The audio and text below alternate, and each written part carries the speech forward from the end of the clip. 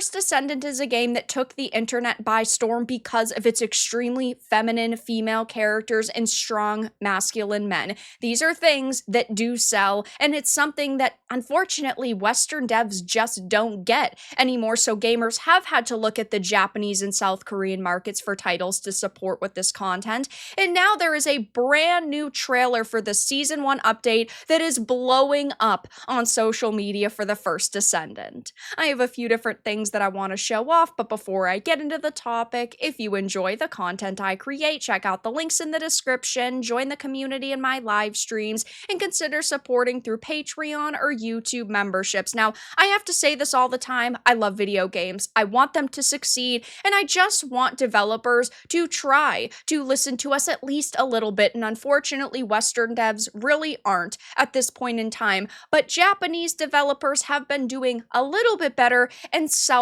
Korean devs are absolutely winning right now. They are trying to take our feedback and our support and find ways to enhance that, to make their experiences better, to give us more products so that they can make more money. The Korean games market is absolutely booming right now, and it's games like the First Descendant which are the reason why. Now, I have played some First Descendant on the channel. I've played it off stream as well. I've had a really good time with it. It is a fun experience. Now, it has its problems. It's not perfect. Like, the monetization isn't great in my opinion. I've never been the biggest fan of Nexon. I never will be. But the content that is in this game is extremely solid. And of course, they have a lot of people that are playing it because it's free to play, third-person co-op. It's a good time to be dropping a free game, especially when you have other similar, we'll say, products like Concord that are releasing that are $40 freaking dollars that do not deserve the price tag at all whatsoever.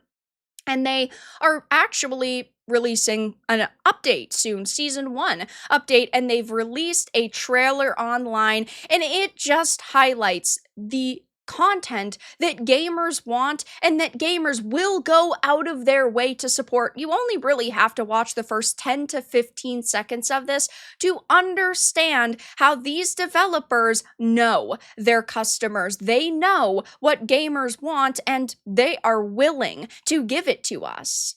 So I'm only really going to highlight the first few seconds because you're going to completely understand why this trailer is now going viral. Right there, they instantly highlight what everybody was thinking about this character, and that's just something that we don't see Western developers do anymore. Having a female character doing something that draws your attention to her assets, okay? I mean, this is a beautiful character. I believe her name is, yes, Haley. She's the new sniper descendant. She looks fantastic. I cannot wait to see what other skins they're going to give her. But because they added this very small bit to the beginning of the trailer, now this is blowing up online. And again, it just highlights what Korean developers are doing that Western devs aren't, and why they're winning right now. I mean, I had talked about this in another video, but you had Shift Up, who of course made Stellar Blade, Studio 8, who made Lies of P, and other Korean studios coming out saying that right now they are seeing a heightened interest in their titles, but more specifically, they're shifting their focus from free-to-play games to make more stronger single-player experiences, which is most certainly what people have wanted. I'm fine with supporting free-to-play games. I understand that they're going to have a lot of microtransactions because companies need to make money, and there are Korean studios that are very greedy. There are companies in every industry that are greedy, right? But to hear them say, no, we actually want to shift away from this like live service games are the future model and go back to our roots with more solid single player experiences gives me a lot of freaking hope.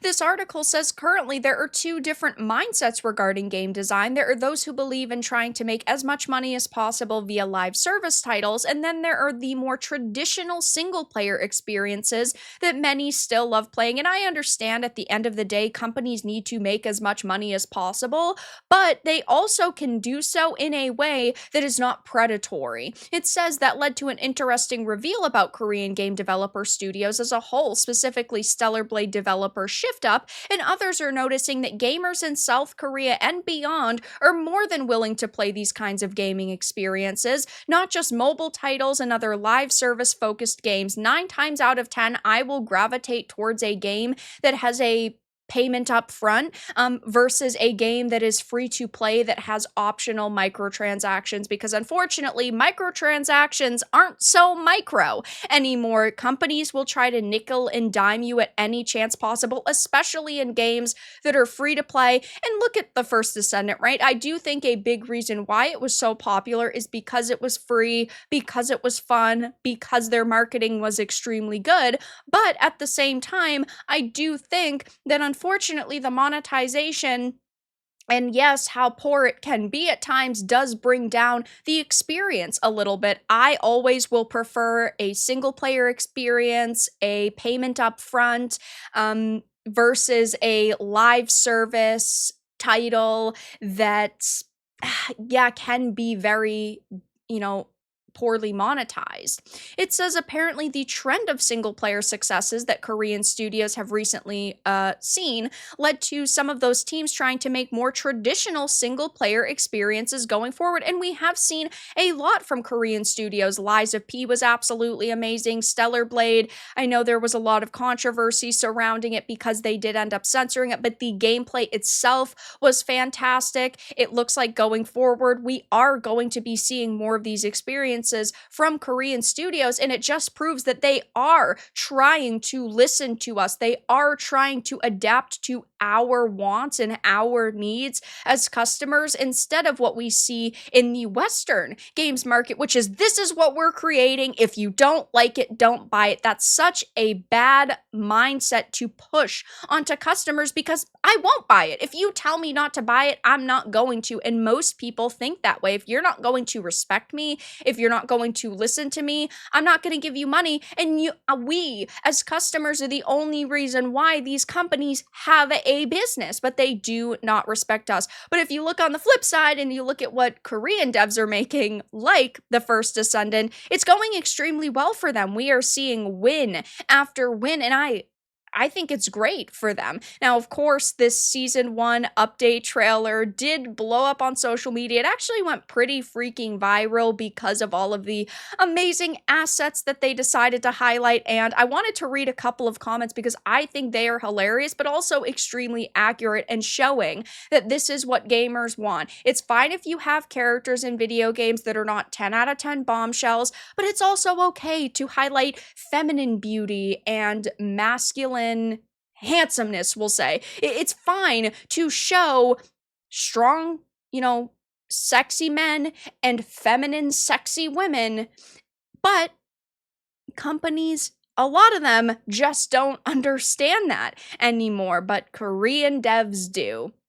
There are tons of people saying things like, starts with some nice butt physics and fan service. I really got to get into this game. It's a solid experience. I had a fun time playing it.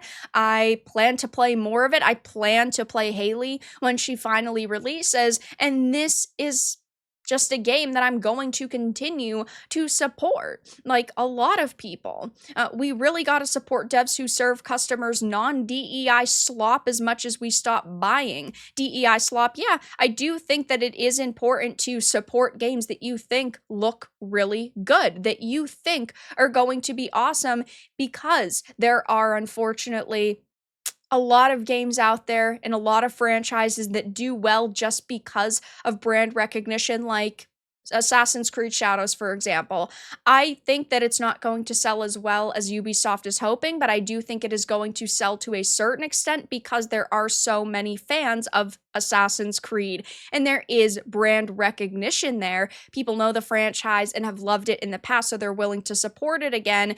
But we have to take chances on games as well. Sometimes it doesn't work out the way we anticipate, like with Stellar Blade. Shift Up did a really fantastic job with the game itself, but then Sony swooped in and ended up censoring it and seemingly forcing them to censor some of the content, which was extremely disappointing. But in totality, it was still a major win because it triggered so many activists, and it was a very good gameplay experience. We have to still try to support games that at least look decent, and we need to stop supporting the DEI slop. It says, so I can play this or Concord in the coming days. Tough choice. Yeah, Concord releases in just a few days, and that's a paid experience. I get that they are looking at the Overwatch model because when Overwatch launched in 2016, it was a $40 experience, but we're not in 2016 anymore, Firewalk. We're not in 2016 anymore, Sony. You have to up the game. When your competition is primarily free to play games,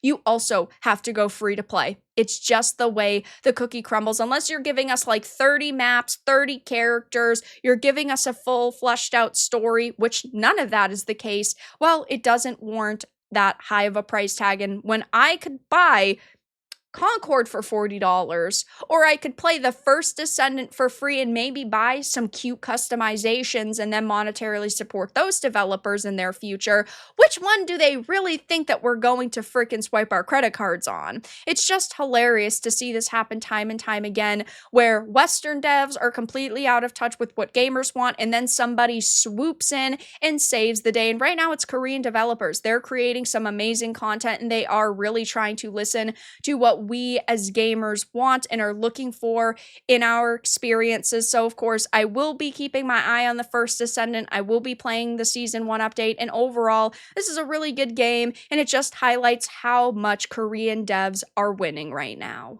But that's all that I really had to discuss in this video. Let everyone know your thoughts in the comments below. If you enjoyed this, give it a like, and if you didn't, give it a dislike. I appreciate your support either way, but I'll talk to you all again in the next video really soon.